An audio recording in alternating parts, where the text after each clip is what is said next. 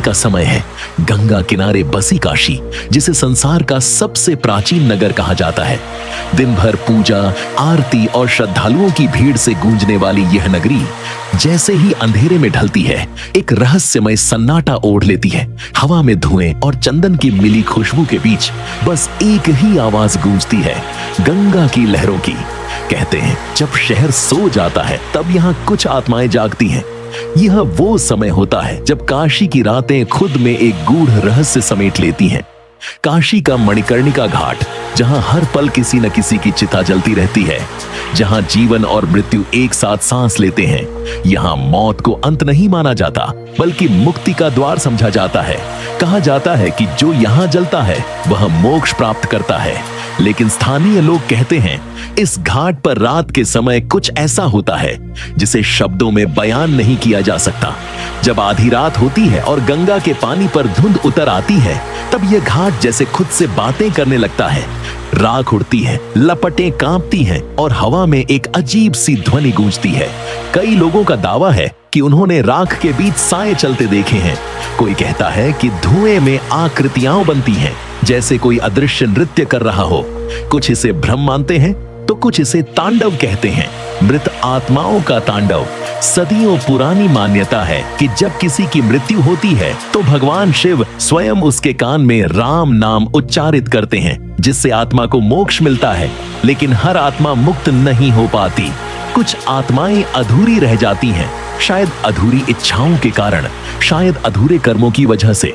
और वही आत्माएं कहते हैं रात के सन्नाटे में तांडव करती हैं। स्थानीय डोमराज, जो पीढ़ियों से अंतिम संस्कार का कार्य करते आए हैं, बताते हैं कि कई बार उन्होंने राख अपने आप उड़ते देखी है, जैसे किसी अदृश्य शक्ति ने उसे छुआ हो।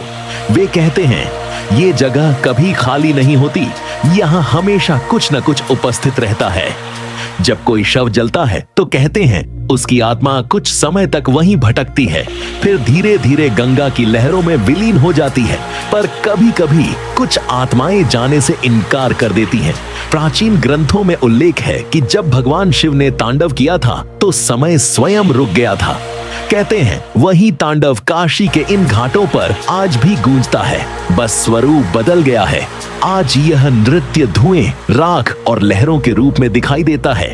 कुछ वैज्ञानिक इसे हवा, तापमान और प्रकाश का भ्रम बताते हैं, पर जो लोग रात के उस सन्नाटे में यहाँ खड़े होते हैं, वे कहते हैं कि यह भ्रम नहीं, एक अनुभव है। जैसे कोई अनदेखी शक्ति बस पास से गुजर जाती है, लेकिन आपको छू कर जाती है।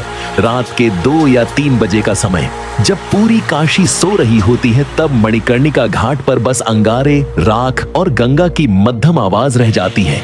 यही वो पल है जब वातावरण में एक अजीब सी ऊर्जा महसूस होती है।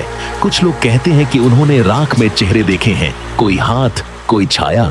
कुछ कहते हैं कि धुएं की लपटें एक ताल में हिलती हैं, जैसे किसी अदृश्य शक्ति की थाप हो।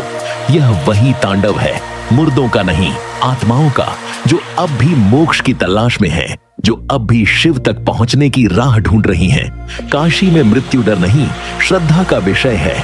यहाँ जीवन और मृत्यु के बीच कोई दीवार नहीं। हर लपट में एक कहानी है, हर राख में एक यात्रा। यहाँ मृत्यु भी उत्सव है और जीवन भी।